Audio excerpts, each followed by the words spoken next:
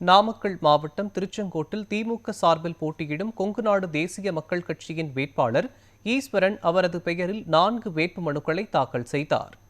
திருச்செங்கோடு வருவாய் கோட்டாட்சியர் அலுவலகத்தில் தேர்தல் அலுவலர் லெனின் முன்னிலையில் திமுக சார்பில் போட்டியிடும் வேட்பாளர் ஈஸ்வரன் தனது பெயரில் 4 வேட்பு மனுக்கள் தாக்கல் செய்தார். அவரைத் தொடர்ந்து அக்கட்சியின் மாநில இளைஞரணி செயலாளர் சூரியமூர்த்தி மாற்று வேட்பாளராக தனது வேட்புமனுவை தாக்கல் செய்தார். முன்னதாக கூட்டணி கட்சியினருடன் அண்ணா சிலைக்கு மாலை அணிவித்து ஊர்வலமாக சென்றார்.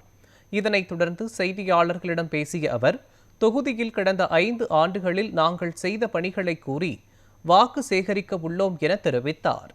இரட்டை இலை சின்னத்தில் இந்த தேர்தலில் வெற்றி பெற வாய்ப்பு இல்லை என்பதை தெரிந்து கொண்டுதான் அந்த சின்னத்தில் நிற்பதற்கு என்டிஏ கூட்டணி யோசனை செய்கிறார்கள் என கூறினார்.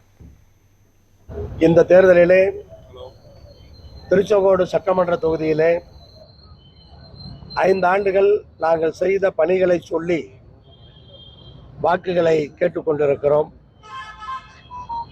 தொகுதி மக்கள் அனைவருக்கும் தெரியும், தேவையான அனைத்து விஷயங்களையும் தமிழ்நாட்டினுடைய முதலமைச்சர் அவர்களிடத்தில் எடுத்துச் சொல்லி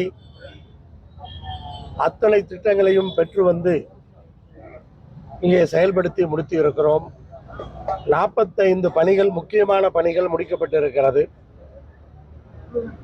அதில் பல பணிகள்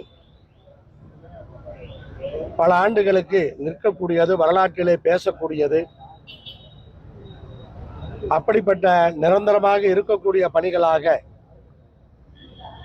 திருச்செங்கோடு மருத்துவமனையாகட்டும், திருச்செங்கோடுக்கான அரசு கலை கல்லூரி ஆகட்டும், திருச்செங்கோட்டை நோக்கி வருகிற சாலைகள் அத்தனையும் 4 வழி சாலையாக மாற்றியதாகட்டும், அர்த்தநாரீஸ்வரர் கோயிலுடைய தேரையெல்லாம் 400 ஆண்டு கால பழைய தேர்களை புதிய தேர்களாக மாற்றி அமைத்ததாகட்டும், வையப்பமலை முருகன் கோயிலுக்கு சாலை அமைத்ததாகட்டும், திருச்செங்கோட்டில் இருக்கிற அத்தனை ஏரிகளையும் சீர்படுத்தி நடைப்பயிற்சி செய்கின்ற இடமாக மாற்றியதாகட்டும், திருச்செங்கோடு நகராட்சியை சிறப்பு நகராட்சியாக மாற்றியதாகட்டும், இப்படி நான் பட்டியலிட்டுக் கொண்டே செல்லலாம்.